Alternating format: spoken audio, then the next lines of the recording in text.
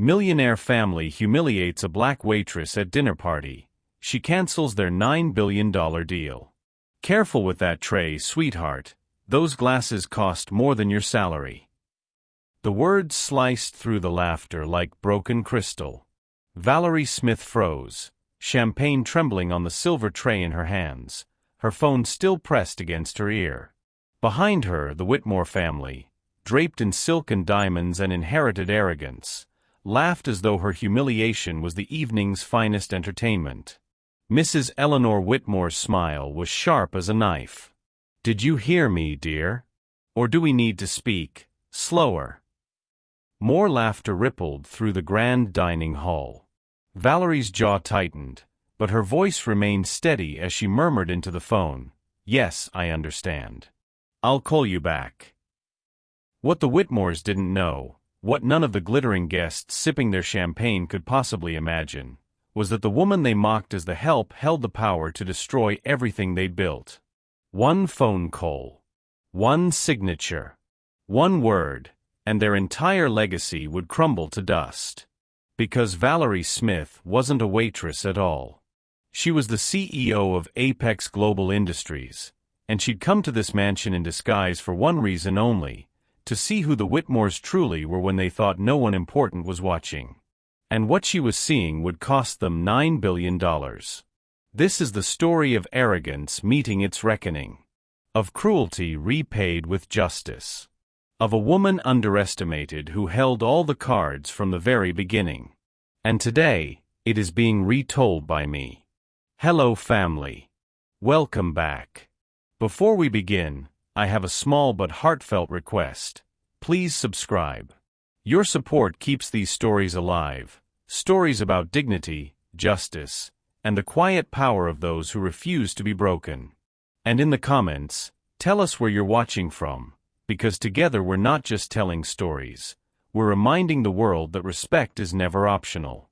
The Whitmore mansion sprawled across 5 acres of manicured grounds, a monument to old money and older prejudices. Tonight, every window blazed with light.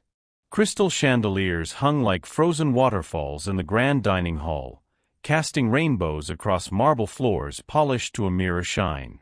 The long mahogany table stretched the length of the room, set with china so fine you could see shadows through it, silver cutlery that gleamed like captured moonlight, and wine glasses that sang when touched. The dinner party was a calculated display of wealth, Edward Whitmore's specialty. He'd invited everyone who mattered, business rivals he wanted to intimidate, old money families whose approval he craved, investors he needed to impress.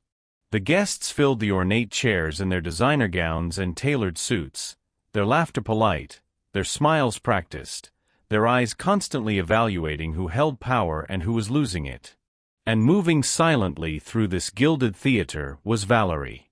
She wore the black vest and crisp white shirt of the catering staff, her natural hair pulled back in a neat bun, her movements careful and deliberate. To the guests, she was just another faceless server. To the Whitmores, she was beneath notice, or worse, a target. Valerie carried her tray with the grace of someone who'd served before, though the truth was far different. She was observing, listening, recording every careless word, every cruel joke, every moment that revealed what lived beneath the Whitmores' polished surface. At the head of the table sat Edward Whitmore, a man in his 60s with silver hair and a smile that never reached his cold blue eyes. He raised his wine glass, his voice booming across the hall. To the Whitmore legacy. And to our partnership with Apex Global Industries, the deal that will secure our family's place for generations to come. The guests erupted in applause. Crystal clinked. Valerie stood in the shadow of a marble column, watching Edward's performance with calm, dark eyes that missed nothing. "To billions," someone shouted. "To the future," another voice joined. Eleanor Whitmore, draped in pearls and smugness, leaned toward the woman beside her and stage-whispered loud enough for Valerie to hear, "Of course, Apex doesn't know what they're getting. The Whitmores have always been excellent at managing appearances. Her eyes flicked toward Valerie with casual disdain. "Even if we have to work with what we're given." Laughter bubbled around the table. Valerie's hand tightened almost imperceptibly on her tray. Edward noticed her standing there and snapped his fingers. "You." "Yes, you with the tray. Are you going to stand there all night, or are you going to do your job?" Valerie moved forward smoothly, her face a mask of professional courtesy. "Of course, sir. My apologies." As she approached the table, Cassandra Whitmore, 23, blonde and cruel in the way only the very entitled can be, pulled out her phone and angled it toward Valerie. "Oh my God, wait. Everyone smile. I need content for my followers. They love behind-the-scenes stuff." "Cassie, darling, maybe not the help in the photo," Eleanor murmured, though she was smiling. "It's fine, Mother. It's, what's the word? Authentic." Cassie giggled, snapping photos as Valerie served champagne with steady hands. Valerie said nothing. But behind her calm exterior, behind the role she played, a calculation was taking place. Every insult was noted. Every moment of cruelty, catalogued. Every failure of character, recorded. Because tonight wasn't just a dinner party. It was a test. And the Whitmores were failing spectacularly. To understand how far the Whitmores were about to fall, you first need to understand how high they believed they stood. The Whitmore name had meant something once, back when Edward's grandfather built his construction empire from mud and sweat and actual work. Back when Whitmore Industries erected half the skyscrapers that still define the city skyline. Back when their name on a contract meant quality, integrity, and a handshake that held more weight than any legal document. But that was 3 generations ago. What remained now was the skeleton of that legacy, dressed up in expensive suits and propped up by desperate PR campaigns. The empire hadn't so much been passed down as it had been slowly hollowed out, generation by generation, until all that was left was the shine with nothing solid beneath it. Edward Whitmore sat at the head of his mahogany table that night, playing the role of patriarch with practiced ease. At 64, he still had the silver-haired confidence of a man who'd never been told no by anyone who mattered. His suit was custom-tailored. His watch cost more than most people's cars.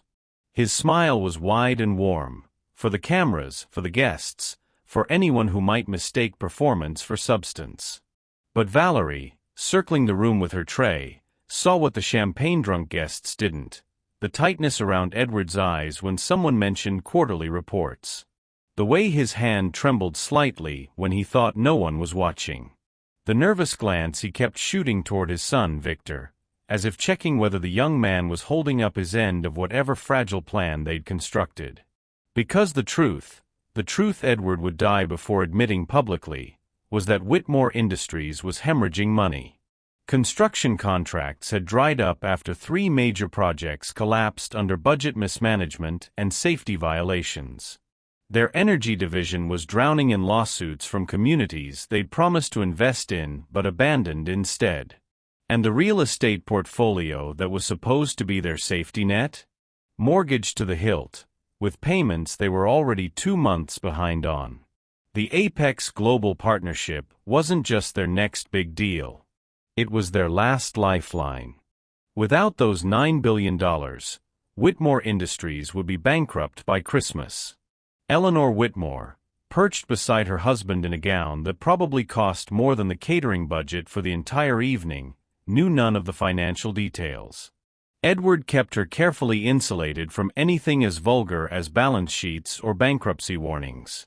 What Eleanor did know, what she'd built her entire identity around, was maintaining appearances. She was the curator of the Whitmore image, the guardian of their social standing, the woman who made sure everyone knew they belonged in rooms like this.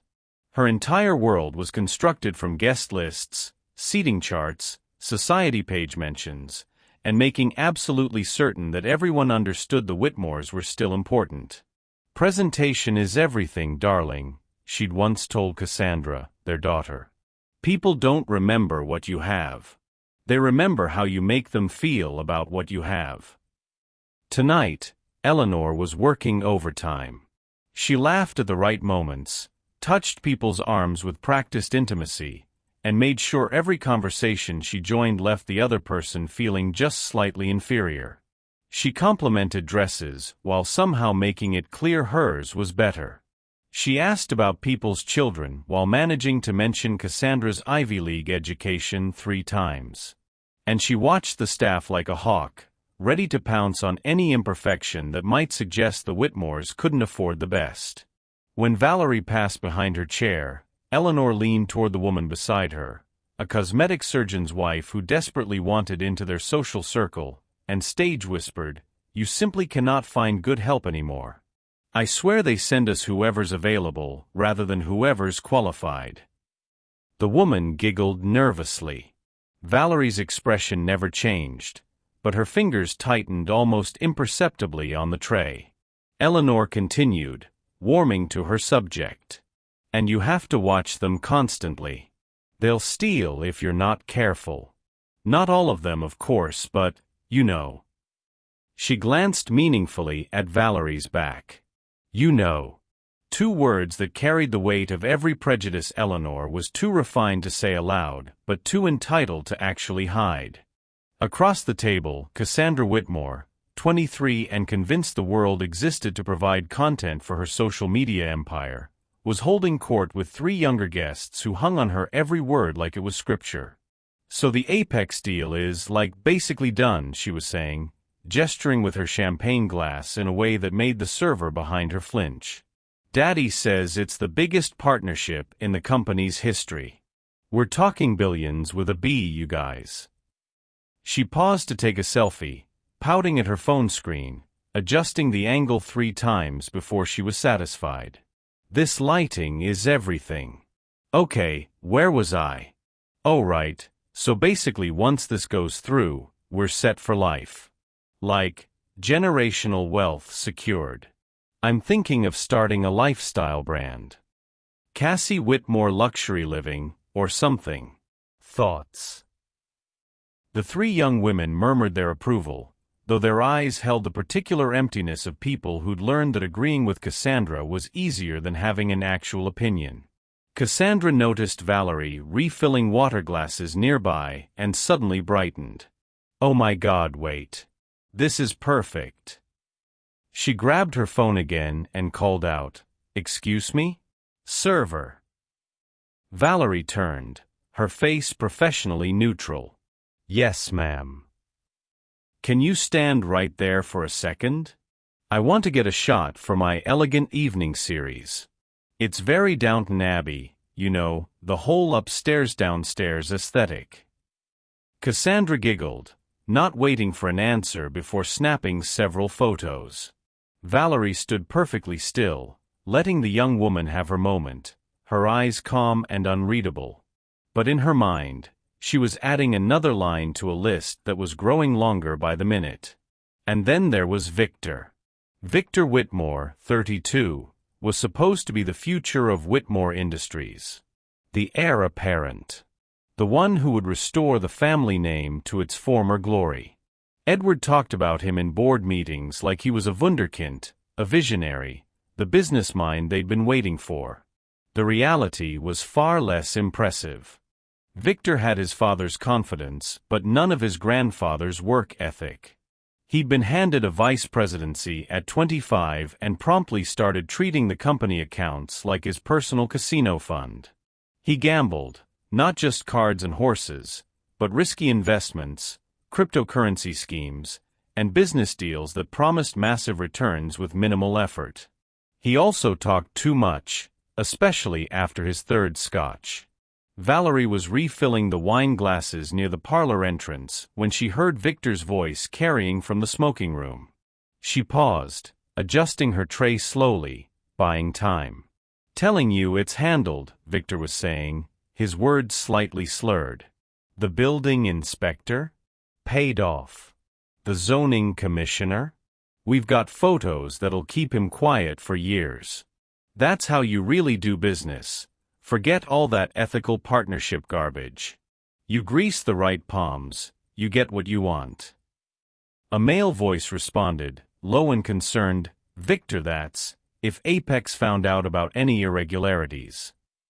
Apex won't find out anything, Victor cut him off with a harsh laugh. They're sending some stuffed shirt executive to rubber stamp the deal next week. By the time anyone asks questions, the money will be in our accounts and it'll be too late to back out. Trust me, this is how the game is played. Valerie stood very still, her back to the doorway, every word burning itself into her memory.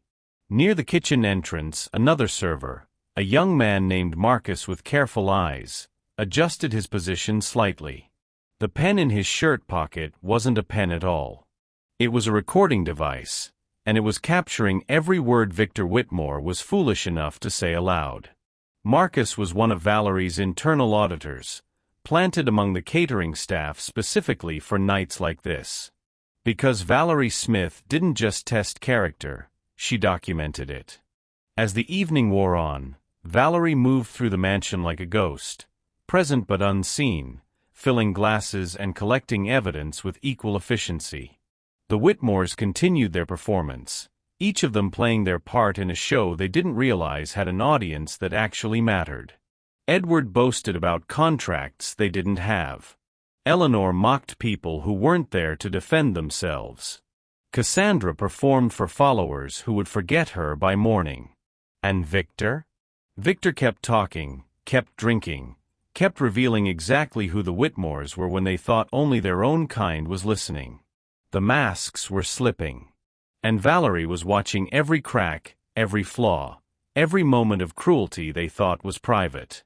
By the time dessert was served, she'd seen enough. More than enough. The test was over. And the Whitmores had failed more completely than they could possibly imagine. But they didn't know that yet.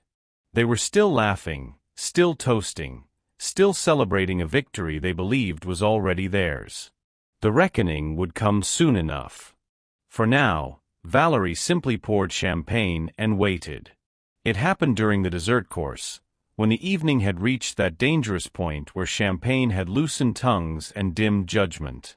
Valerie was navigating through the crowded dining hall, her tray balanced perfectly despite the maze of designer handbags hooked over chairbacks and guests who'd pushed their seats out without looking. She'd done this dance 100 times tonight, anticipating movement, adjusting her path, staying invisible. But Cassandra Whitmore, face buried in her phone as she stood abruptly to get the perfect angle for another selfie, didn't look. Didn't check. Didn't think for even a second that someone else might be occupying the space she wanted. She stepped backward directly into Valerie's path. The collision was inevitable. 6 crystal flutes of champagne, expensive, golden, sparkling, tilted, teetered, and then cascaded forward in a glittering arc that seemed to move in slow motion. The champagne hit Cassandra's gown like a wave. For one frozen heartbeat, the entire room went silent. Then Cassandra shrieked. It wasn't a small sound. It wasn't a gasp of surprise or even an exclamation of shock. It was a full-throated, dramatic shriek that could have shattered the crystal chandelier above them, the sound of someone who'd never experienced a problem she couldn't throw money at or a father who'd tell her no. Oh my God.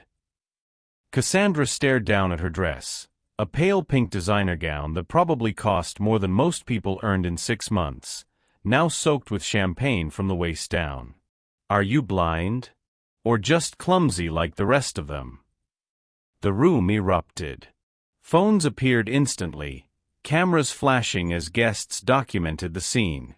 Some gasped in horror. Others leaned forward with barely concealed delight, because nothing entertained the wealthy quite like watching someone else's disaster unfold. Valerie stood frozen, the empty tray still in her hands, champagne dripping from its silver edge onto the pristine marble floor. "I am so sorry, ma'am," she said quietly, her voice steady despite the humiliation burning in her chest. "It was an accident. Let me." An accident. Cassandra's voice climbed higher, shrill with indignation and performance. She knew people were recording. She knew this would be a story. And she was going to make sure everyone knew she was the victim. You weren't watching where you were going. Do you have any idea how much this dress costs? Do you? Before Valerie could respond, Eleanor Whitmore rose from her seat like a queen dispensing justice, her face twisted in an expression of practiced disappointment.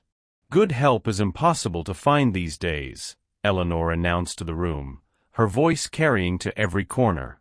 She looked at Valerie with the kind of disdain usually reserved for something scraped off a shoe. Who even hires people like her? Honestly, this is exactly why we have such strict vetting processes. Though clearly, someone didn't do their job. The implication hung in the air like smoke, people like her. Not clumsy servers.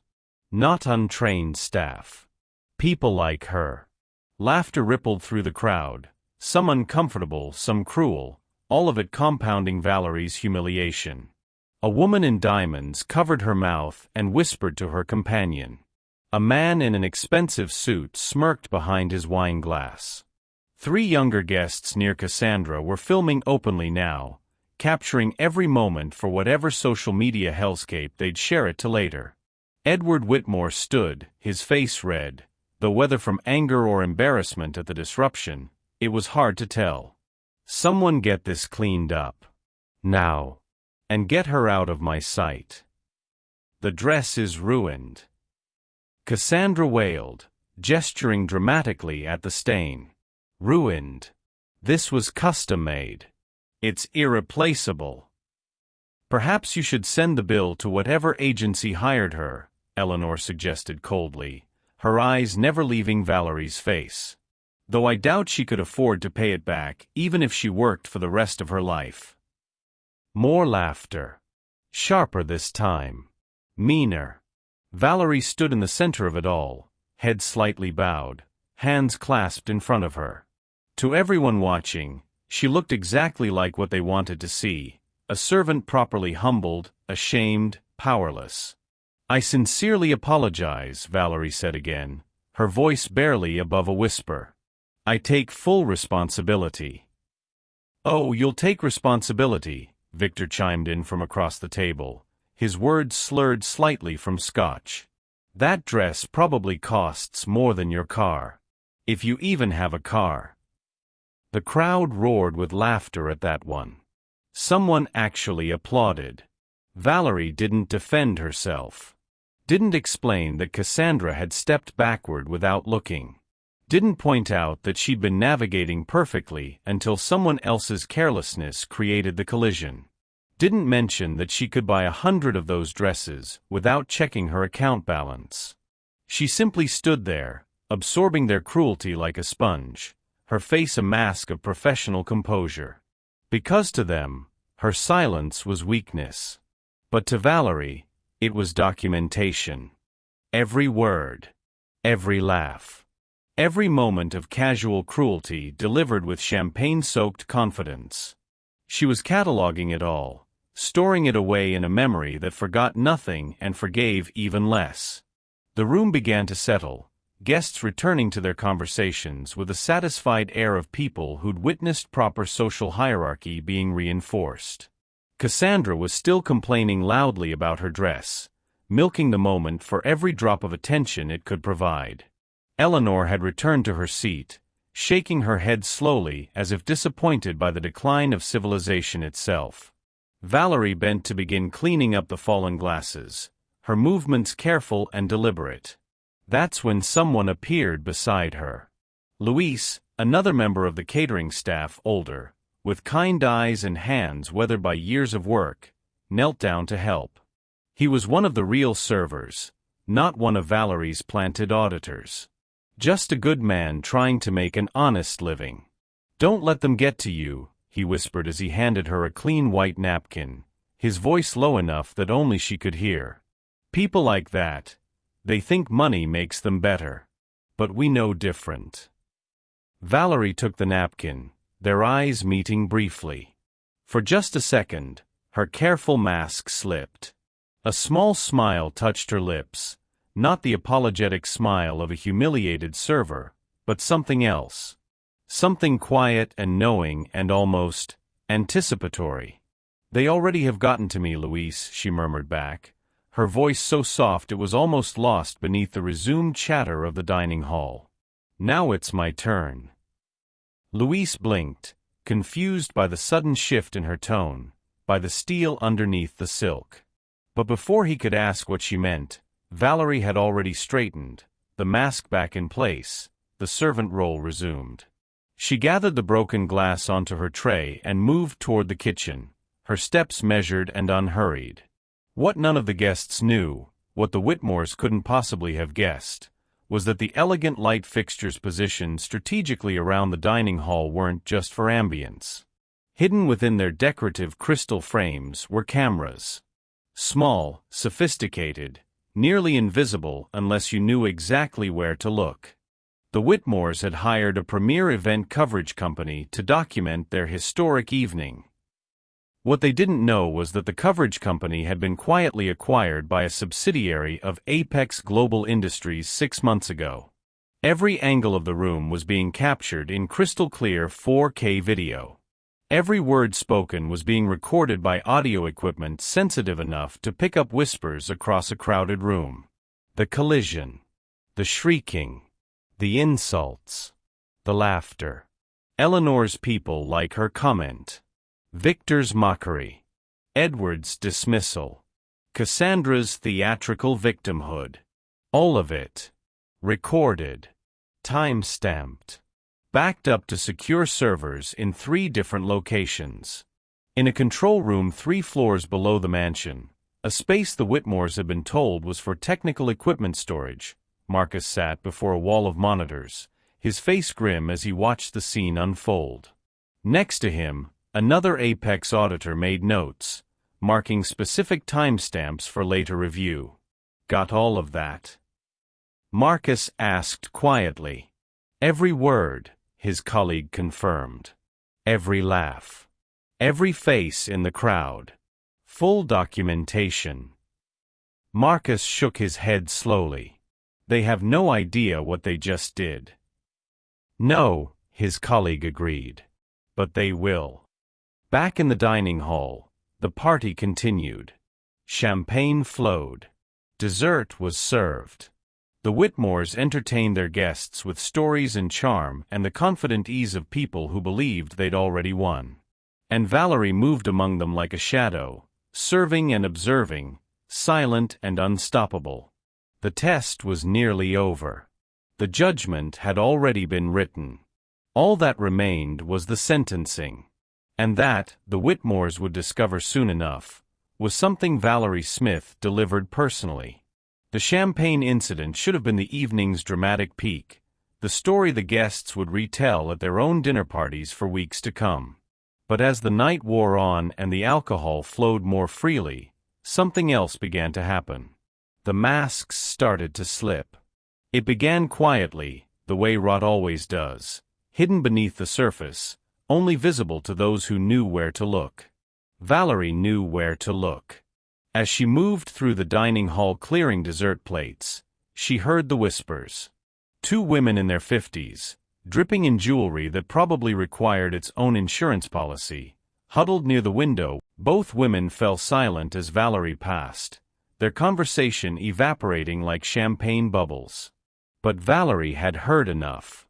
The cracks in the Whitmore facade weren't just visible to her, others were starting to notice too. Near the bar, a cluster of younger executives were being less discreet. "I'm telling you, the construction division is bleeding money," one man said, gesturing with his scotch glass. 3 projects over budget, 2 shut down by safety inspections. The energy contracts are the only thing keeping them afloat, and even those are shaky. "Then why are we all here kissing the ring?" another asked. "Because if somehow they pull off this Apex deal, we want to be on the right side of it. And if they don't?" He shrugged. "Well, we'll all be at the bankruptcy auction picking over the remains." Laughter, but the uncomfortable kind. The kind that acknowledged a truth no one wanted to say aloud. In his private study, a wood-paneled sanctuary off the main hall where he'd retreated under the guise of taking an important call, Edward Whitmore was unraveling. "What do you mean the accounts don't match?" he hissed into his phone, his voice low and desperate. "We sent Apex the audited figures. They should be clean." On the other end, his accountant's voice was strained even through the phone's tiny speaker. "Edward, the figures we sent were optimistic. If they dig even slightly deeper, they'll see the revenue projections don't match actual contracts. The energy division numbers are inflated by nearly 40%. I don't care." Edward snapped, then caught himself, lowering his voice again. "We're past the point of no return. The deal presentation is next week. They're not going to audit us again. They're going to sign. And if they don't?" Edward's hand tightened around his phone until his knuckles went white. "They will. They have to."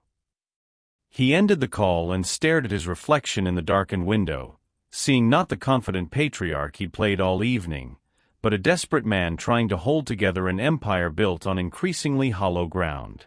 When he returned to the party 5 minutes later, his smile was back in place, but his eyes had the slightly manic gleam of someone running out of options and time. Victor, meanwhile, had moved on from bribing officials and bad business decisions to an even more reckless form of self-destruction, alcohol-fueled flirtation with someone else's wife. Catherine Marlowe was 42, stunning, and married to James Marlowe, a media mogul who could destroy the Whitmore reputation with a single well-placed article. None of this seemed to matter to Victor as he leaned far too close to her at the bar, his hand resting on the small of her back in a way that was anything but professional. "Your husband doesn't appreciate you," Victor slurred, his scotch glass dangerously tilted. "Man spends all his time with his newspapers and magazines. What about the beautiful woman right in front of him?"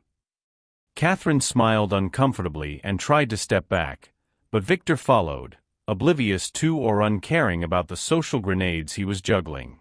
James Marlowe watched from across the room, his jaw tight, his expression unreadable. Valerie, passing by with a tray of coffee cups, caught his eye for just a moment. She saw the anger there, controlled but building. Another crack in the evening's perfect facade. Another piece of evidence that the Whitmores couldn't maintain civility even at their own celebration. Cassandra, true to form, had positioned herself near the dessert table with her phone mounted on a small tripod, live streaming to her followers with the manic energy of someone who'd confused attention with achievement. "Okay, so this is literally the most insane dessert spread," she gushed to her camera, panning across the elaborate display of pastries, chocolates, and a chocolate fountain that probably cost more than most people's monthly rent. "This is what I'm talking about when I say elegant entertaining. You have to commit to the aesthetic, you know." She grabbed a chocolate-covered strawberry and bit into it with exaggerated delight, then noticed one of the older guests watching her with barely concealed disdain. "Oh, hi, Mrs. Patterson." Cassandra waved, shameless. "Say hi to my followers. We have like 200,000 people watching right now." Mrs. Patterson, a woman of old money and older manners who believed technology was destroying civilization, looked horrified and quickly turned away. Cassandra giggled. "She's so extra. Anyway, where was I? Oh right, so my dad is literally closing the biggest deal in our company's history, and I'm here for all of it. This is what generational wealth looks like, guys. This is legacy." She continued talking, oblivious to the fact that several guests were whispering about her, that her mother was shooting her warning looks from across the room, that her performance was equal parts embarrassing and desperate. Through it all, Valerie moved like water, present but unnoticed, observing everything while seeming to observe nothing. In her right ear, hidden beneath her hair, was a tiny flesh-colored earpiece. To anyone who might have spotted it, she was simply a server coordinating with the kitchen. But the voice on the other end wasn't the catering manager. It was Jennifer Chun, Valerie's executive assistant, speaking from Apex headquarters 40 miles away. "Ma'am, we've completed the deep audit of their submitted financials." Jennifer's voice was quiet, professional, and damning. "They've misrepresented revenue figures by at least 38%. The energy contracts they claimed as secured are actually still in negotiation. 2 of their major construction projects listed as profitable are operating at a loss. This isn't creative accounting, it's fraud." Valerie's jaw tightened almost imperceptibly. She set down her tray on a side table and turned slightly away from the crowd, her voice barely a whisper. "Confirmed. Triple-checked. We have documentation. If we'd signed based on the figures they provided, we'd have been partnering with what amounts to a financially insolvent company propped up by lies." Valerie closed her eyes briefly, then opened them again. Her voice was steel-wrapped in silk. "Keep digging. I want everything.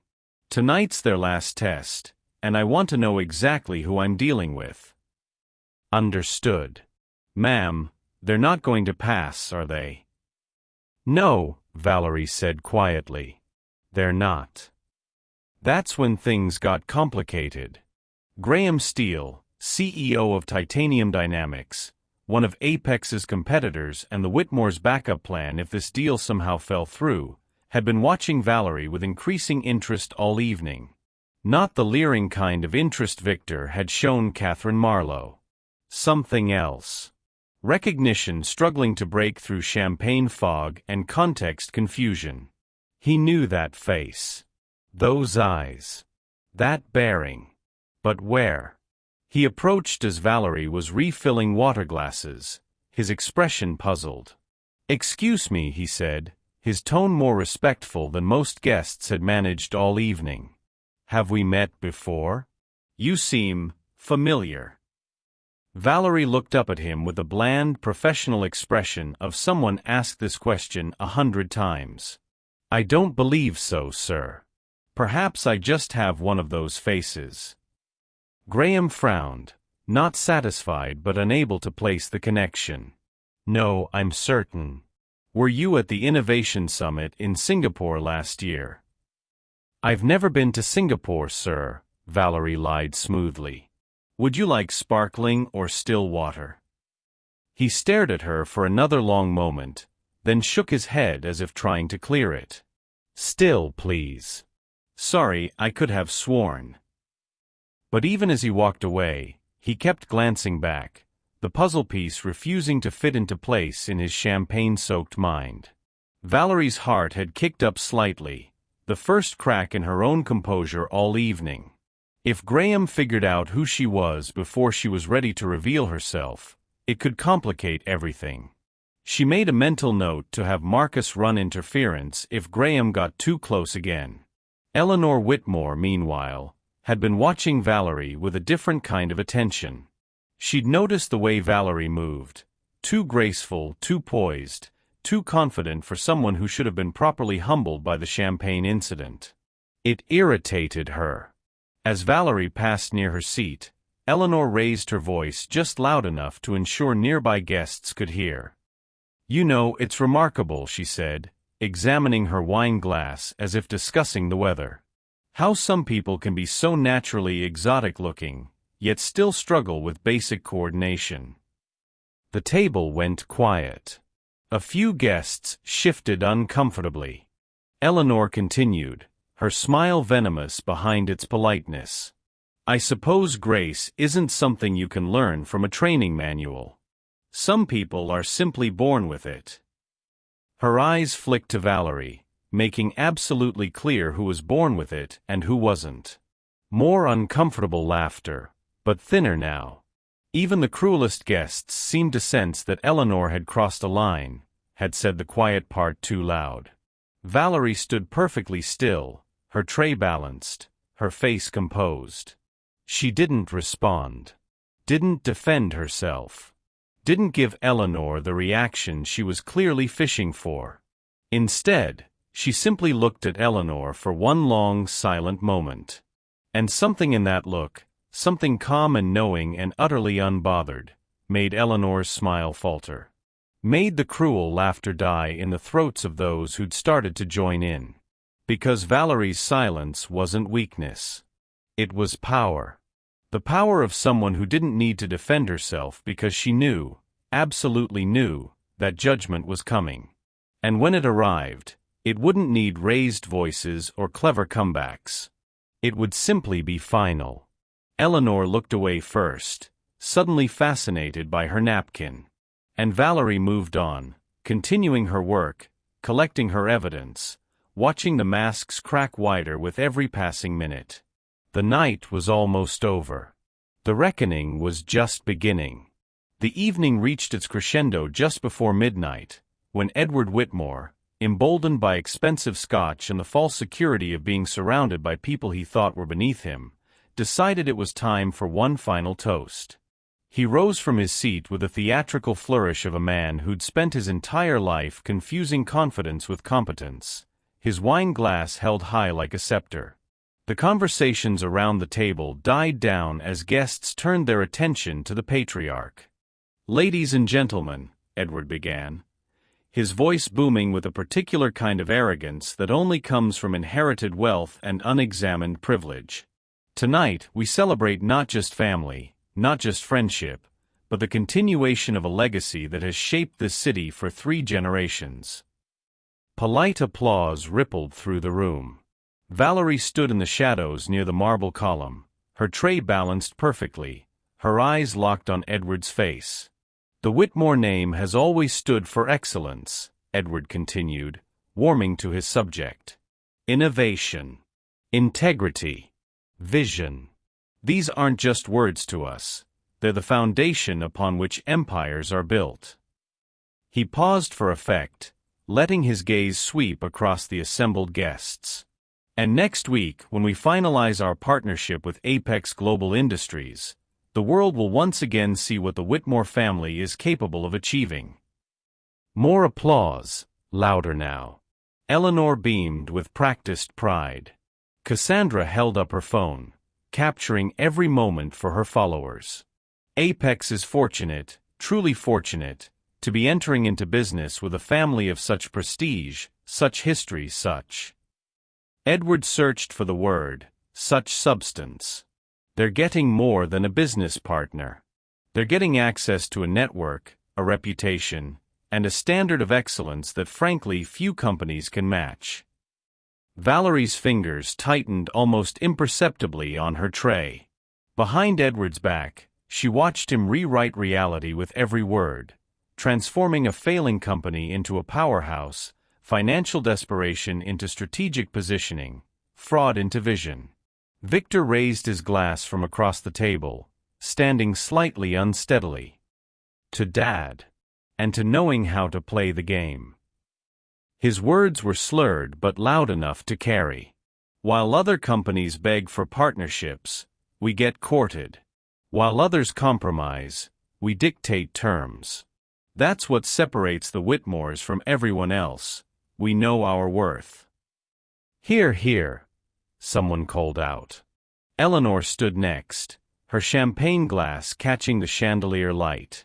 "And let's not forget," she added with a smile that could cut glass, "that maintaining standards means being selective about everything: our business partners, our social circles, even our staff." Her eyes flickered toward Valerie for just a fraction of a second. Excellence recognizes excellence. And those who belong, well, they simply belong. The implication hung in the air like perfume and poison mixed together. The guests applauded, some more enthusiastically than others. A few looked uncomfortable, but the momentum of the moment carried them along. Edward continued, his confidence building with each passing second. "We've worked too hard, come too far, built too much to settle for anything less than partners who understand what the Whitmore name truly represents. And Apex, well, they're smart enough to recognize quality when they see it." Valerie stood perfectly still, every muscle controlled, every expression managed. But inside, a cold fire was building. Not rage, something more precise than that. Justice, maybe.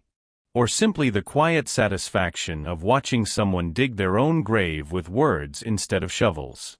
That's when Victor, drunk on scotch and his own perceived superiority, made his fatal mistake. He noticed Valerie standing near the column, her dark skin a stark contrast to the sea of pale faces around the table. Something about her stillness irritated him, the way she observed without participating, existed without performing deference the way he expected. "You know what the key to success is?" Victor announced, his voice too loud, his words too careless. "Knowing how to keep people in their proper places. Everyone has a role. Everyone has a position. The moment you forget that, the moment you let people rise above their station." He glanced directly at Valerie, his meaning unmistakable. Well, that's when things fall apart. A few nervous laughs scattered through the crowd. Most guests suddenly found their champagne glasses fascinating. But Valerie didn't look away. For the first time all evening, she met Victor's eyes directly. Not with anger. Not with defiance. With something far more unsettling, complete calm. The kind of calm that comes from knowing exactly how a story ends while everyone else is still guessing at the middle. The room held its breath. "Funny thing about places," Valerie said quietly, her voice steady and clear despite its softness. It carried through the suddenly silent dining hall like a bell. "They change faster than people think." The temperature in the room seemed to drop 10 degrees. Edward's face went from flushed to red to something approaching purple. The patriarch who'd been praising his own legacy seconds ago now looked at this server, this help, who dared to speak unbidden. "Excuse me." Edward's voice was dangerously quiet. Valerie turned to face him fully, her posture respectful but her eyes absolutely level. "I apologize, sir. I was speaking out of turn." "You certainly were," Edward snapped. "I don't know what kind of establishments you've worked at before, but in this house, staff speak when spoken to. Is that clear?" "Crystal clear, sir." Valerie bowed her head slightly, the picture of proper contrition. But something about her apology rang false. Not in her words, those were perfect, but in the way she held herself. In the slight curve at the corner of her mouth that might have been a smile or might have been something else entirely. Eleanor leaned forward, her voice sharp. "Edward, perhaps we should have a word with the catering company. This level of familiarity is completely inappropriate." "Already handled," Edward muttered, waving dismissively at Valerie. "Back to the kitchen. Now." Valerie nodded once and turned away, moving smoothly through the crowd toward the kitchen entrance. As she walked, she could feel eyes on her back, some curious, some uncomfortable, some, like Graham Steele's, increasingly suspicious. But she didn't look back. Didn't hurry. Didn't show anything but the perfect composure of someone who knew exactly what was coming next. Because inside her mind, a decision had crystallized. It's time to pull the thread. In the kitchen, away from the guests' eyes, Marcus was waiting. He looked up from his monitoring equipment as Valerie entered, reading her expression immediately. "It's time?" he asked quietly. "Almost," Valerie replied, pulling the earpiece from beneath her hair. "Let them have their moment. Let them celebrate. I want them to remember tonight as a victory." Her smile was small and cold. "That way, tomorrow hurts more." Marcus nodded slowly, understanding. The PR team flagged something. Cassandra Whitmore just posted a video. Valerie's eyes sharpened. "Show me." Marcus pulled out his tablet and turned it toward her. On the screen, Cassandra's face filled the frame, her makeup perfect, her lighting calculated for maximum impact. "Okay guys, So you will not believe what just happened, Cassandra was saying with exaggerated drama. We had this waitress who literally dumped champagne all over my custom gown, like thousands of dollars ruined, and then when my dad called her out for being mouthy, she got all attitude why about it. Cassandra rolled her eyes. Like, ma'am, you're serving drinks. Stay in your lane, you know. The video cut to shaky footage clearly filmed earlier in the evening. Valerie standing in the dining hall, her face composed, Edward scolding her visible in the background. The angry waitress energy is real, Cassandra continued in voiceover. Anyway, lesson learned. Always vet your catering staff. You never know what kind of people they'll send. She punctuated the word people with a particular emphasis that made her meaning absolutely clear. The video ended with Cassandra blowing a kiss at the camera and a caption. When the help forgets their place, nail polish #dinner party drama #Whitmore legacy #staff problems. Within 3 hours of posting, it had 40,000 views and climbing. Valerie watched the entire thing without expression, then handed the tablet back to Marcus. Send it to legal, she said quietly. Add it to the file. And Marcus. Yes, ma'am. Tomorrow morning, I want every member of Apex's executive board in the conference room. Full presentation. Every piece of evidence we've collected, the financial fraud, the bribery admissions, the discriminatory behavior, all of it. Her voice was perfectly calm, but underneath ran a current of steel. The Whitmores wanted a partnership with Apex Global Industries. Tomorrow, they're going to get a response from Apex Global Industries. Marcus smiled grimly. They're not going to like it. No, Valerie agreed, pulling off her server's vest and folding it carefully. They're not. She looked down at the uniform she'd worn all evening, the costume that had allowed her to see the Whitmores' true faces, to document their cruelty, to witness firsthand the rot beneath their golden facade. Tomorrow, she would wear her own clothes, her own identity, her own power. Tomorrow, the masks would come off completely. But tonight, she would let the Whitmores celebrate. Let them toast their brilliance and their success. Let them believe they'd won. Let them sleep peacefully for one last night, in the mansion they were about to lose. Because morning was coming. And with it, judgment. Back in the dining hall, the party continued into the early hours. Edward held court, telling stories of business victories that grew more impressive with each retelling. Eleanor preened under the attention of guests who praised her hospitality. Cassandra checked her phone obsessively, watching her video's view count climb, delighted by the engagement. And Victor, drunk and proud, draped his arm around his father's shoulders and declared loudly, "This is what winning looks like." The guests applauded. None of them noticed the servers quietly packing up their equipment. None of them saw Marcus slip away with hard drives full of evidence. None of them realized that the woman they'd mocked, insulted, and humiliated was currently 50 miles away in Apex's headquarters, reviewing footage and finalizing decisions that would change their lives forever. They thought they'd won. They thought they were untouchable. They thought their places in the world were secure. But as Valerie had said, places change faster than people think.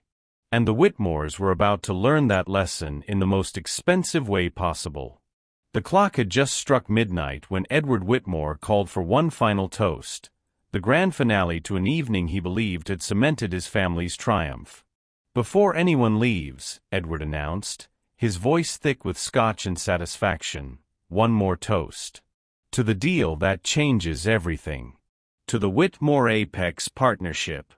To our future."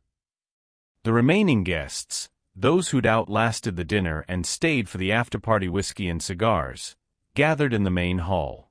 20-some people, all of them wealthy, all of them convinced they'd witnessed the Whitmores at their finest. Eleanor stood beside her husband, radiant with relief. Victor lounged against the marble fireplace, his tie loosened, his confidence unshakable. Cassandra held her phone at arm's length, filming everything for her followers who'd followed the night's drama in real time. "This is the moment," Edward continued, his arm around his wife, "when everything we've built, everything we've worked for becomes permanent. Unshakable. A legacy that will." "Excuse me." The voice cut through Edward's speech like a scalpel, quiet, but carrying a weight that made everyone turn. Valerie stepped out of the shadows near the kitchen entrance, carrying the last tray of champagne. But something had changed. Her posture was different. Not the careful deference of a server, but something else. Something commanding.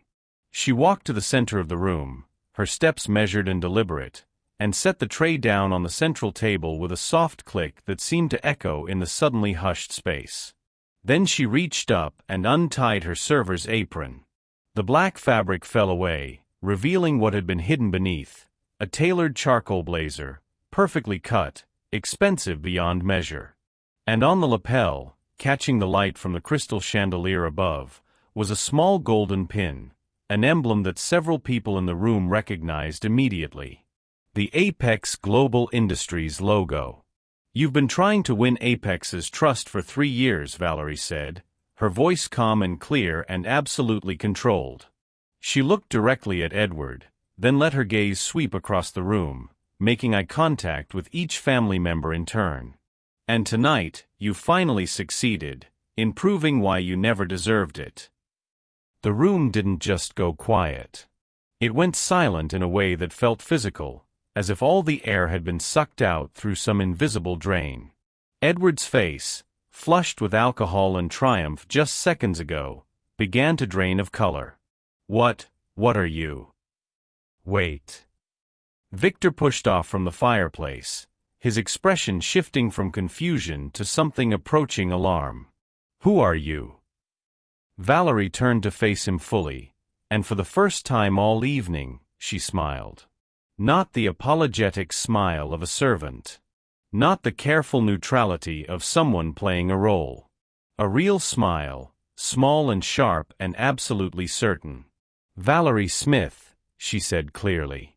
"Chief Executive Officer of Apex Global Industries." The silence shattered into chaos.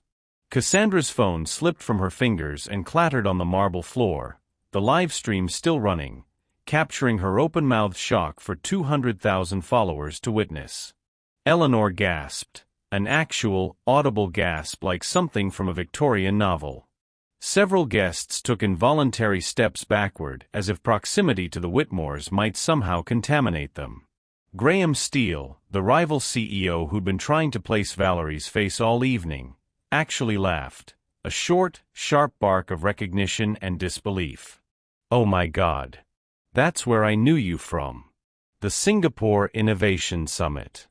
You gave the keynote on ethical partnerships." "I did," Valerie confirmed, not taking her eyes off Edward. Edward's mouth opened and closed several times before words finally emerged. "You can't be, we've been corresponding with Apex for months. The CEO was supposed to visit next week for the final signing. We had meetings scheduled, presentations prepared. You had meetings scheduled with someone you assumed would arrive in a suit, behind assistants, with all the ceremony you believe power requires," Valerie interrupted, her tone almost gentle. "Almost. I prefer a more direct approach to evaluating potential partners. I like to see who people really are when they think no one important is watching." She let that sink in for a moment, watching realization dawn across Edward's face like a horrible sunrise. "Everything tonight was a test," Valerie continued. "Your values. Your integrity. Your character. How you treat those you perceive as beneath you. Because that, Mr. Whitmore, is the truest measure of who a person really is." Eleanor found her voice, though it came out strangled. "This is insane. You can't judge an entire company based on one dinner party. Based on how we treat the catering staff." Can't I? Valerie's eyes swung to Eleanor, and the older woman actually took a step back. The way you treat the catering staff tells me everything I need to know about your ethics, your values, and what kind of partners you would be. And Mrs. Whitmore, what I saw tonight was disqualifying. This is a setup. Victor burst out, his face red, his hands clenched into fists. You entrapped us. You came in here under false pretenses. I came in here, Valerie said calmly, as myself. I simply didn't announce my title. Everything you said, everything you did, every choice you made tonight, those were yours. Your words. Your actions. Your character. She pulled out her phone, the same phone she'd been carrying all evening, the one they'd seen her use when Eleanor first mocked her, and tapped the screen once. Every word spoken tonight was recorded, she said. Multiple camera angles. Professional audio equipment. Every insult, every racist remark, every moment of cruelty. All documented. She looked at Cassandra. Including the video you posted mocking the angry waitress. That was particularly helpful, actually. Thank you for that. Cassandra made a small wounded sound. We also, Valerie continued, her tone still perfectly level, completed a full audit of the financial documents you submitted to Apex. The revenue figures you claimed? Inflated by 38%. The secured contracts you listed? Still in negotiation or outright fabricated. The profitable projects? Operating at significant losses. She paused. That's not creative accounting, Mr. Whitmore. That's fraud. Edward's knees actually buckled slightly. He grabbed the back of a chair to steady himself. You can't prove. We can prove all of it, Valerie cut him off. Victor was kind enough to discuss bribing city officials in detail. Quite helpful, really. We have recordings, documentation, and corroborating evidence. She looked at Victor, who had gone pale. Did you really think we wouldn't investigate our potential partners thoroughly? The room was spinning into freefall now. Several guests were edging toward the exits. One couple had already slipped out entirely. Graham Steele stood with his arms crossed, watching the implosion with the fascinated horror of someone witnessing a car crash in slow motion. As of this moment, Valerie said, her voice cutting through the rising panic, the proposed partnership between Whitmore Industries and Apex Global Industries is terminated. Permanently. No. The word exploded from Edward like a gunshot. He lurched forward, his carefully maintained composure completely shattered. You can't do this. This deal is our future. 3 years we've worked on this. 3 years of negotiations, presentations, meetings. 3 years of lying, Valerie corrected quietly. 3 years of misrepresentation. And tonight, I got to see what you really are beneath all the presentations and polish. She shook her head slowly. Mr. Whitmore, I wouldn't partner with your company if you were the last option on Earth. Eleanor stepped forward, her face a mask of barely controlled panic. Please. Be reasonable. Surely we can discuss this. Whatever happened tonight, it was just a dinner party. People were drinking, emotions were high. People reveal who they truly are when emotions are high and inhibitions are low, Valerie replied. That's why I chose to observe you this way. And what I saw was a family that values appearances over substance, cruelty over compassion, and profit over principles. We'll sue, Victor spat out desperately. This is entrapment, defamation, something. We'll sue you and Apex for everything you have.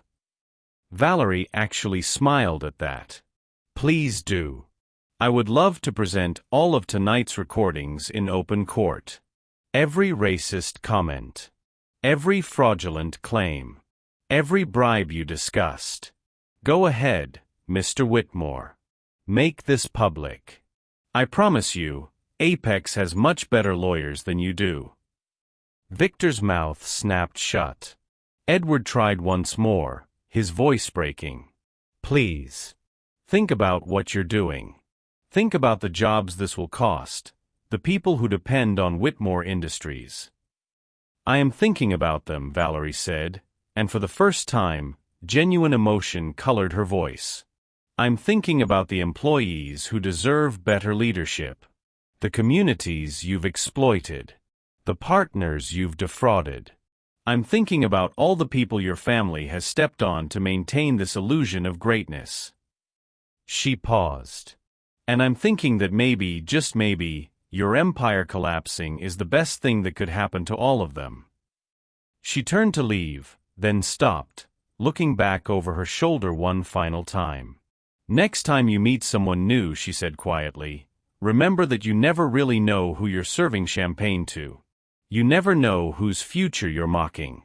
You never know who's standing in the shadows, watching and taking notes. Her eyes found Edward's one last time. You wanted to know if you deserved a partnership with Apex Global Industries, she said. Tonight, you got your answer. Then Valerie Smith, CEO, judge, and architect of the Whitmore's downfall, walked out of the mansion she'd been mocked in, humiliated in, and underestimated in all evening long. She walked out with her head high, her conscience clear, and $9 billion still firmly under her control. Behind her, the Whitmore family stood in the ruins of their celebration, surrounded by fleeing guests and shattered dreams. The test was over, and they had failed more completely than they could ever have imagined. The first rays of dawn were just beginning to paint the sky when Apex Global Industries released their statement. It wasn't dramatic. It wasn't emotional. It was simply factual, the kind of corporate language that somehow made the devastation it carried even more absolute. Apex Global Industries. Official statement, October 9, 2025, 6 a.m. Eastern Standard Time. Apex Global Industries announces the immediate and permanent termination of all partnership negotiations with Whitmore Industries. This decision follows a comprehensive review that revealed fundamental incompatibilities in ethical standards, misrepresentation of financial data, and patterns of discriminatory behavior inconsistent with Apex's core values. Apex Global Industries maintains a zero-tolerance policy for fraud, discrimination, and ethical violations. We remain committed to partnerships built on integrity, transparency, and mutual respect. No further comment will be provided at this time. The statement hit the financial newswires at 6:03 a.m. By 6:15, it was trending on social media. By 6:30, every major business publication had it as their breaking story. By 7 o'clock, the financial markets opened, and Whitmore Industries' stock price began its freefall. The empire didn't crumble. It collapsed. Inside the Whitmore mansion, dawn brought no peace, only the cold, harsh light that revealed exactly how much had been destroyed in a single night. Edward Whitmore stood in his study, still wearing his clothes from the party, staring at his computer screen as if the numbers might somehow rearrange themselves into something less catastrophic. His phone had been ringing non-stop since 6 a.m., investors, board members, journalists, all of them asking the same questions he couldn't answer. On the screen before him, Whitmore Industries' stock ticker told the story in brutal simplicity, down 18% in the first hour of trading, down 23% by 8 a.m., down 31% by 9. His hands shook as he refreshed the page. Down 34%. This can't be happening, he whispered to the empty room. This can't be happening. But it was happening. It was happening with the inexorable momentum of an avalanche, and there was nothing, absolutely nothing, he could do to stop it. His phone buzzed again. Another board member. Another demand for answers. Another person jumping from the sinking ship. Edward picked up his crystal whiskey glass, the expensive one, the one that had held his celebratory scotch just hours ago, and hurled it across the room. It exploded against the oak-paneled wall, leaving a stain that would never quite come out. "Damn her!" he roared to the empty room. "Who does she think she is?" But even as the words left his mouth, he knew exactly who she was. She was the CEO of the company he'd spent 3 years courting. She was the person who held his future in her hands. She was the woman he'd allowed his family to mock, belittle, and humiliate. She was the judge who'd found him wanting. And she was right. That last thought, the one he couldn't quite push away no matter how much rage he summoned, was somehow worse than all the others. In the master bedroom, Eleanor Whitmore sat on the edge of her bed, still in her evening gown, her makeup smeared from tears she'd forbidden herself to cry in public but couldn't hold back in private. Her phone lay on the silk duvet beside her, screen dark. She'd called 6 different lawyers in the past 2 hours. Not one had returned her call. They knew. They all knew. The vultures could smell death from miles away, and they wanted no part of the Whitmore corpse. "This isn't real," she kept whispering to herself. "This isn't real. It's a nightmare. It has to be a nightmare." But the notifications on her silenced phone told a different story.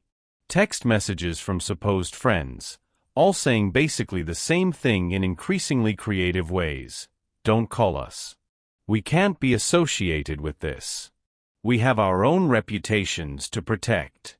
The society pages that had praised her taste, her parties, her refined sensibilities were now dissecting last night's dinner with forensic precision.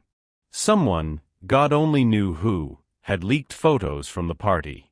Eleanor looking down at Valerie with undisguised contempt. Cassandra filming her mocking video. Victor drunk and leering. The images painted a picture that no amount of charity galas or designer gowns could fix. She'd spent 30 years building the Whitmore image, maintaining their place in society, making sure everyone knew they belonged at the top. And in one night, it had all turned to ash. Eleanor pressed her hands to her face and finally let herself sob, loud, ugly, desperate sounds that no one would ever share on social media because no one was watching anymore. Nobody cared about the fallen. Down the hall, Cassandra's room looked like a disaster zone. She sat cross-legged on her bed, surrounded by her phones, yes, plural, because content creation required multiple devices, watching her world implode in real time across every platform. Her follower count was dropping. Not slowly. Not gradually. Hemorrhaging. Thousands at a time, the numbers spinning downward like a slot machine of social death. The video she'd posted, the one mocking the angry waitress, had been shared 40,000 times in the past 3 hours. But not the way she'd intended. People weren't laughing with her. They were dissecting her. Quote-tweeting her with words like entitled, racist, disgusting, and privileged brat. Someone had identified Valerie. Of course they had. The internet was terrifyingly good at that. Within 2 hours of Apex's statement, someone had put together a thread with screenshots of Cassandra's video next to photos of Valerie Smith receiving industry awards, speaking at conferences, gracing the covers of business magazines. The caption read, "She mocked a woman who could buy her entire family's mansion with pocket change." The thread had gone viral. 3 million views and counting. Cassandra's brand deals were canceling. Her sponsorships were pulling out. The lifestyle brand she'd been planning, Cassie Whitmore Luxury Living, was dead before it even launched because no company wanted to be associated with her name anymore. Her phone buzzed. Another notification. Another person unfollowing. Another brand dropping her. "This is Victor's fault," she said to her empty room, her voice high and desperate. "He's the one who said that stuff about keeping people in their place. I just posted a stupid video. This isn't fair. This isn't fair." But even as she said it, she knew it was a lie. She'd been cruel because cruelty came easy when you'd never faced consequences. She'd mocked someone she perceived as powerless because she'd never once considered that power might wear a server's uniform. Cassandra looked at her reflection in her phone's dark screen and barely recognized herself. The influencer. The lifestyle brand. The girl who'd thought the world existed to provide her with content. All of it gone. Victor's rage burned hotter than his father's, but it was laced with something else, genuine fear. He'd Googled himself an hour ago and immediately regretted it. Someone had leaked audio, God knew how, but they had it, of him discussing bribing city officials. Bragging about it. Laughing about it. The FBI field office had already released a statement saying they were reviewing allegations of corruption involving Whitmore Industries executives. Victor's lawyer, the only one who'd actually returned his call, had been brutally direct. Don't leave the country. Don't make any statements. Don't talk to anyone. And Victor? Start thinking about plea deals, because this is bad. This is really, really bad. Now Victor sat in the library, blinds drawn, watching his future dissolve like sugar in acid. His phone buzzed. A text from Cassandra, "This is your fault. You and your big mouth." He typed back furiously, "My fault? You're the idiot who posted that video. You made us look like monsters." "We are monsters," came her reply. "We just didn't know anyone was watching." Victor stared at that message for a long time. Then he threw his phone across the room and put his head in his hands. Throughout the morning, the staff of the Whitmore mansion, the real servers, the cleaners, the people who'd actually worked there for years, quietly resigned. Luis, the kind older man who'd offered Valerie a napkin during her humiliation, left his uniform folded on the kitchen counter with a simple note. "I've tolerated a lot over the years, but what I saw last night was beyond tolerance. I'm done." By noon, the mansion was empty except for the family members, each isolated in their private disasters, blaming everyone but themselves. Valerie Smith left the Whitmore mansion just before sunrise, while the family was still reeling and the news was just starting to break. Marcus drove, handling the black luxury sedan with quiet efficiency as they pulled away from the gates. In the rearview mirror, the mansion grew smaller, still grand, still impressive, but somehow diminished now. Just a building. Just brick and marble and empty pretension. Valerie watched it disappear, her reflection ghosted in the window beside her face. She felt no triumph. No vindictive satisfaction. No sense of revenge completed. Just peace. The peace of knowing she'd done exactly what needed to be done. The peace of having stood up for every person who'd ever been mocked, belittled, or underestimated by those who confused wealth with worth. Her phone buzzed. "Jennifer, her assistant, media requests are flooding in. What would you like me to tell them?" Valerie typed back, "No interviews. No comments beyond the official statement. This isn't about me. It's about principles." She put the phone away and closed her eyes, letting the morning sun warm her face as Marcus navigated them back toward the city, toward Apex headquarters, toward the work that actually mattered. Behind her, the Whitmores were falling. But Valerie Smith was already moving forward.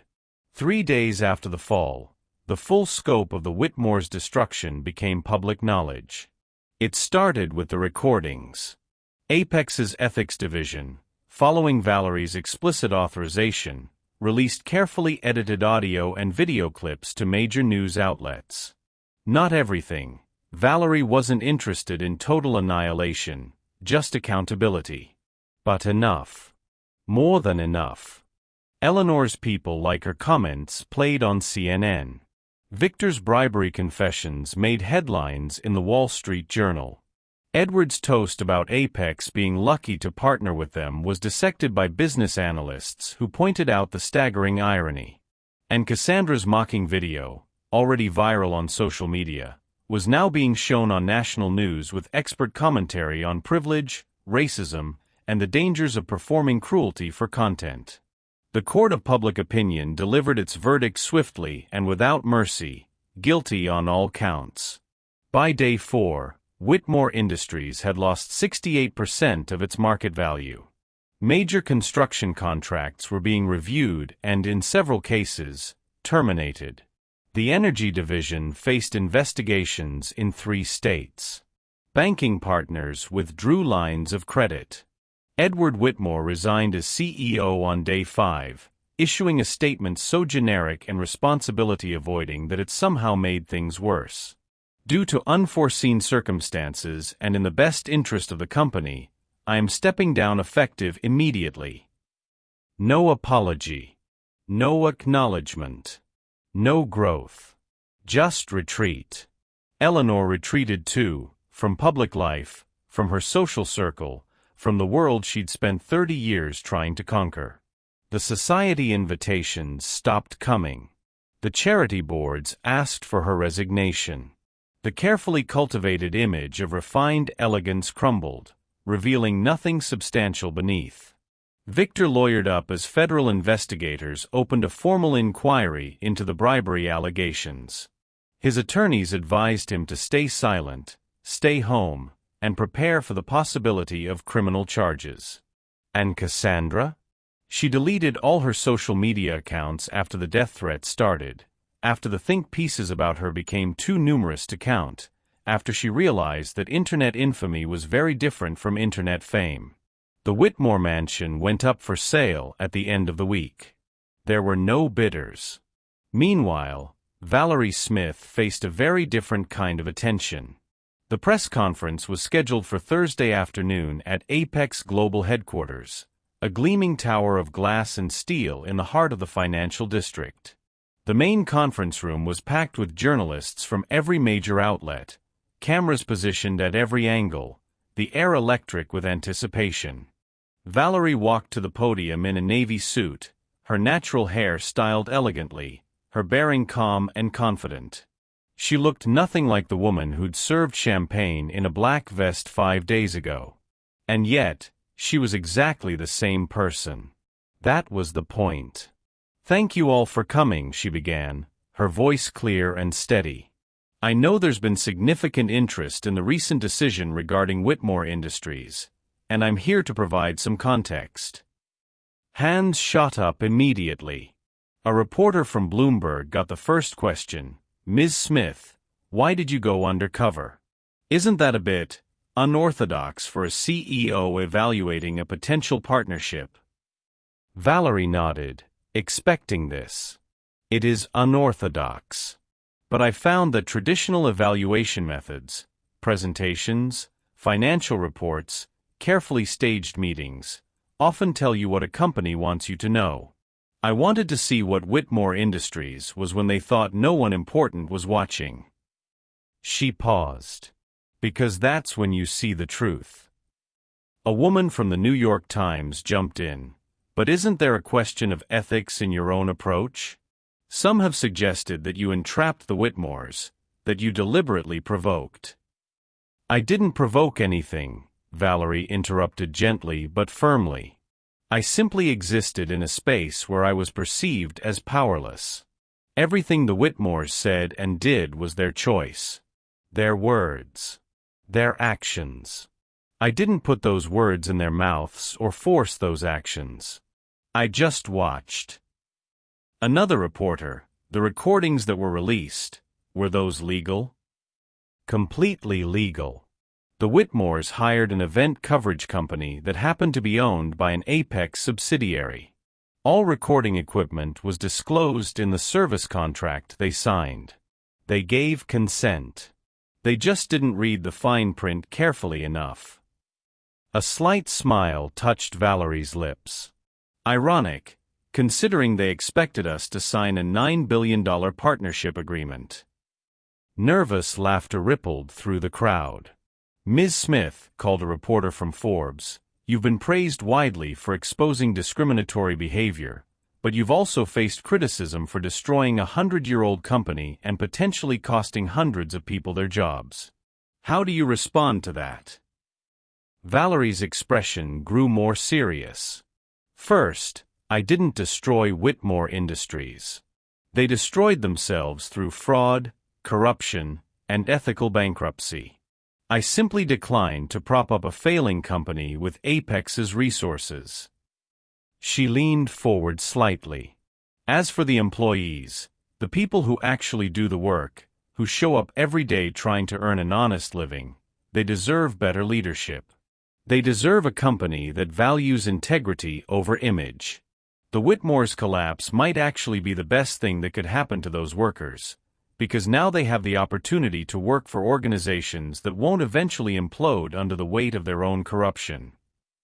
She paused, letting that sink in.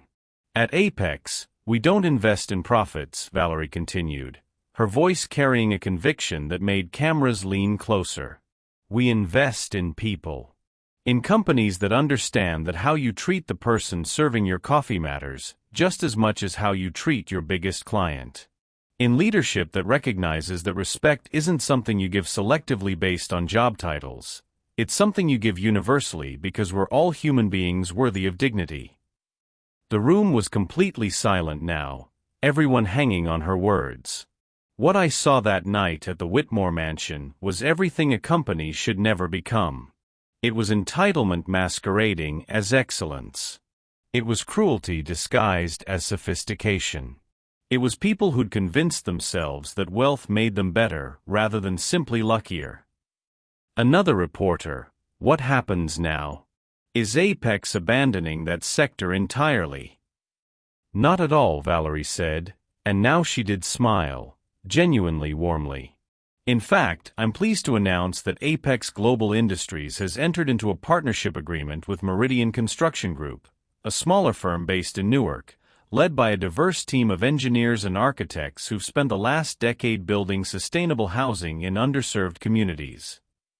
She pulled up a slide behind her showing the Meridian team, Black, Latino, Asian, and white faces, men and women young and old, all of them looking professional and proud. Meridian doesn't have the Whitmore's pedigree, Valerie continued. They don't have a 100-year legacy or a mansion or connections to old money. What they have is integrity, innovation, and a commitment to building things that actually matter. They treat their workers with respect. They invest in their communities. They understand that success isn't measured just in profit margins, but in positive impact. She looked directly into the cameras. That's the kind of company Apex wants to partner with. That's the kind of leadership we believe in. And that's why the Meridian partnership will be worth far more than the Whitmore deal ever could have been, because it's built on a foundation that won't crumble the moment someone shines a light on it. The room erupted with questions, but Valerie raised a hand. That's all I have time for today. Thank you. She stepped away from the podium as cameras flashed and reporters shouted follow-ups, but she didn't look back. She'd said what needed to be said. The rest would take care of itself. That evening, alone in her corner office 50 floors above the city, Valerie stood at the window watching the sun set over the skyline her father had once helped build. James Smith had been a janitor at the old Apex building, back before the company became the global powerhouse it was now, back when it was just a mid-sized construction firm trying to make it in a competitive market. He'd worked night shifts, mopping floors and emptying trash cans, supporting his family on wages that barely covered rent. Valerie had been 7 when she started accompanying him to work sometimes, doing her homework in empty offices while he cleaned.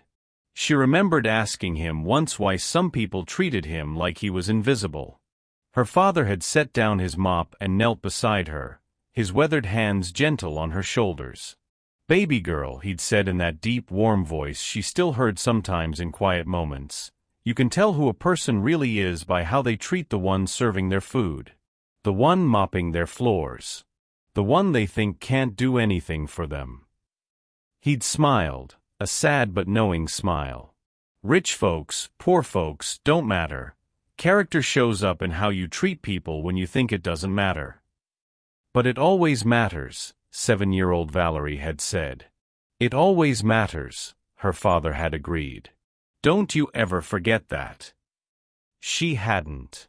James Smith died when Valerie was 19, never living to see her graduate from business school, earn her MBA, climb through Apex's ranks, and eventually become its youngest CEO. But everything she'd built, every decision she'd made, every principle she'd refused to compromise, all of it was built on the foundation he'd given her. Respect isn't optional. Dignity isn't negotiable. Character matters more than status. The Whitmores had forgotten that, or perhaps they'd never known it at all. Valerie placed her hand on the cool glass of the window, watching the city lights begin to twinkle in the gathering darkness. "I hope I made you proud, Daddy," she whispered. And somewhere, in whatever comes after, she liked to think he was smiling. 6 weeks after the dinner party that changed everything, Valerie Smith arrived at Apex Global Headquarters just as dawn broke over the city. She liked these early morning hours, the quiet before the building filled with voices and meetings and the 1,000 small decisions that came with running a company that now operated in 47 countries. This was her time. Her moment to think, to reflect, to remember why she did what she did. Her office on the 50th floor faced east, and she stood at the window with her coffee, black, no sugar, the way her father had taught her to drink it, watching the sun paint the sky in shades of amber and rose. Below, the city was just beginning to wake. Cars moved like blood cells through arterial streets. Lights flickered on in windows. Another day beginning for millions of people who would never know her name, but whose lives she tried to impact through every decision Apex made. The flat screen on her wall was muted, but displaying the morning financial news. She glanced at it occasionally, catching headlines that scrolled past in a continuous stream of global commerce and consequence. Then one headline stopped her mid-sip. Whitmore Industries declares bankruptcy, 127-year-old company shutters amid financial scandal. Valerie walked closer to the screen, reading the accompanying text. The company had officially filed for Chapter 11 bankruptcy protection at midnight.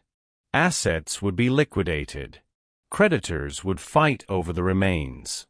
The Whitmore mansion had finally sold, at auction, for 40 cents on the dollar, to a tech entrepreneur who planned to turn it into a corporate retreat center. The dynasty that had once seemed unshakable had fallen completely.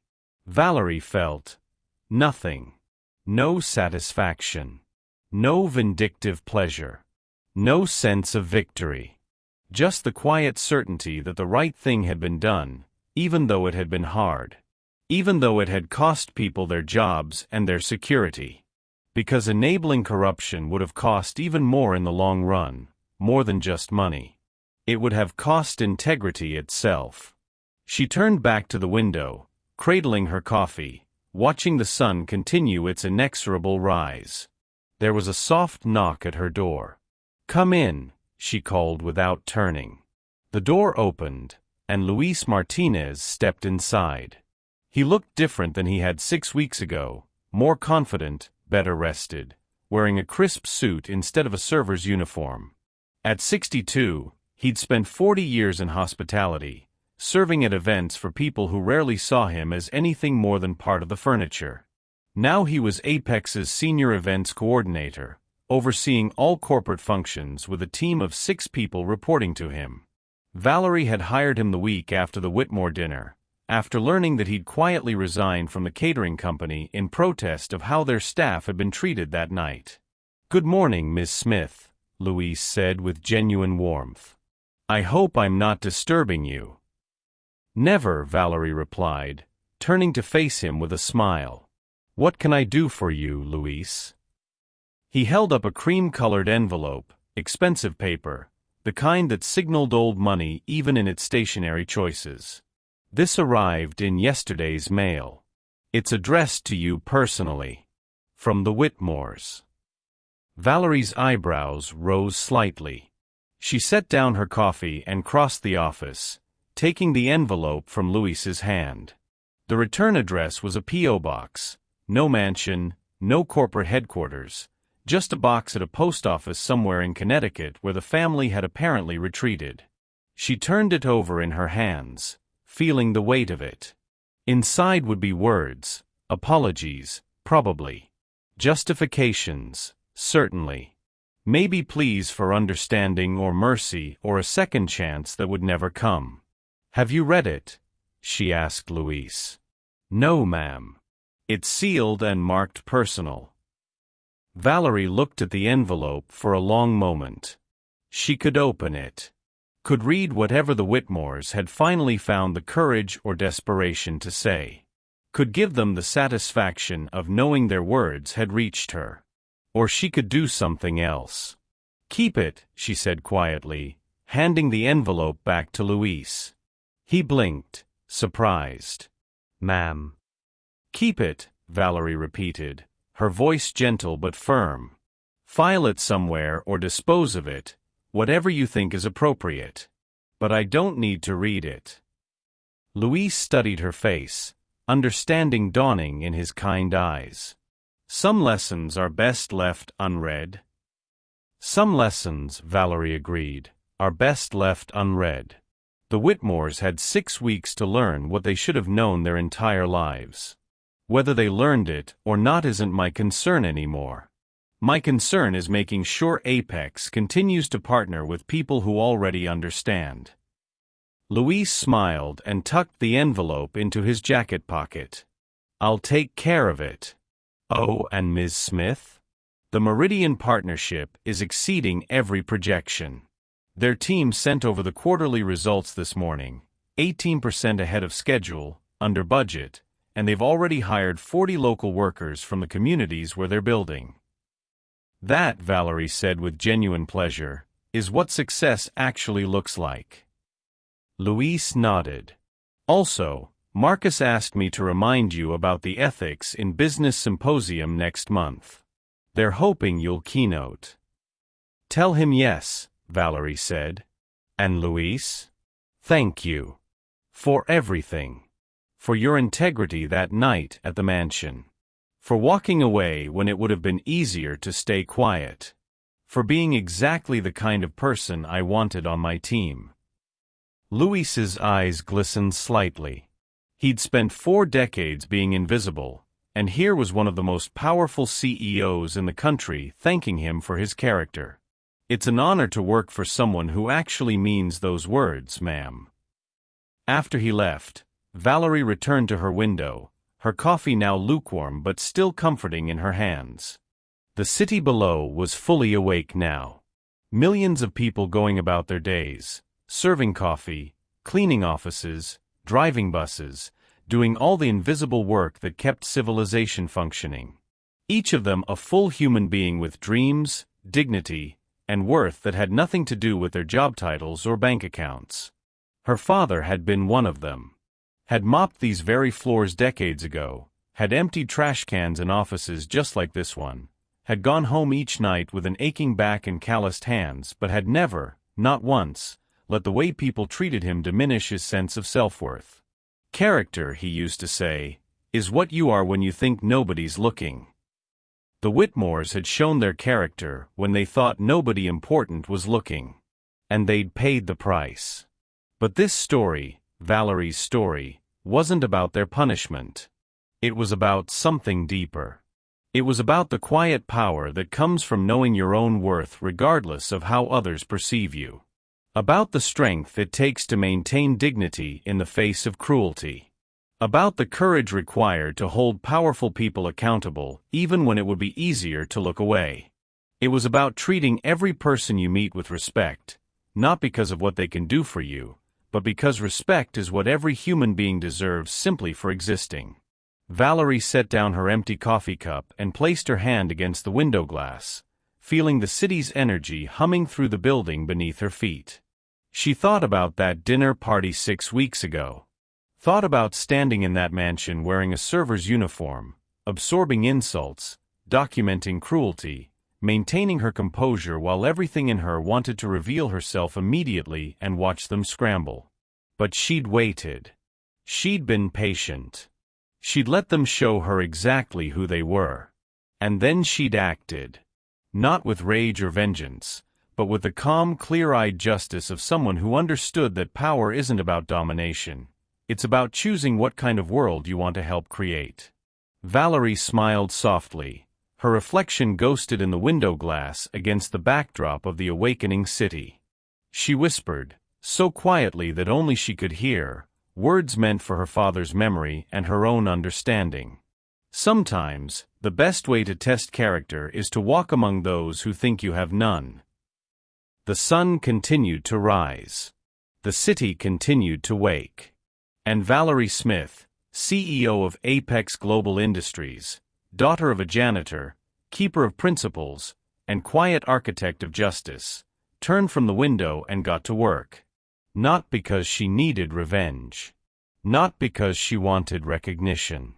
But because there was still so much good to be done in a world that desperately needed people willing to stand for something more than profit. The Whitmores had fallen. But Valerie was still rising. And she was bringing as many people as she could up with her. In a world that often rewards cruelty and elevates status over substance, this story reminds us that dignity is non-negotiable, character is everything, and the most powerful response to hatred isn't always volume. Sometimes it's simply the quiet refusal to become what tried to break you. Treat every person with respect. You never know who's serving your table. And more importantly, you never know who you're becoming with every small choice you make about how to treat others. Choose wisely.